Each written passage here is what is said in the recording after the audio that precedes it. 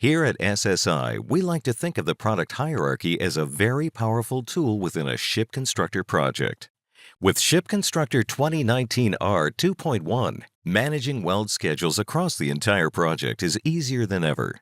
The assembly sequence for your project is typically defined by the primary product hierarchy, also known as the build strategy. What's exciting is that this release of ShipConstructor now supports Weld Management within the primary or secondary product hierarchies.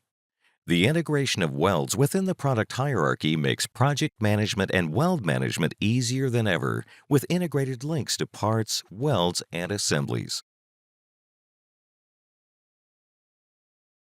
Welds can be moved manually from one assembly and pinned to another.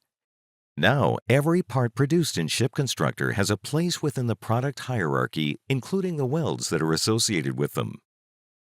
Being able to have a secondary product hierarchy for welds means that now, welds can be scheduled independent of corresponding parts.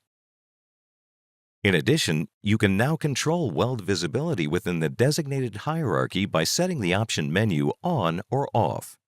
You may be required to have the primary hierarchy be used for naming purposes, while welds are defined in a secondary product hierarchy. Welds can also be moved automatically with their corresponding parts, and each product hierarchy can have unique naming conventions.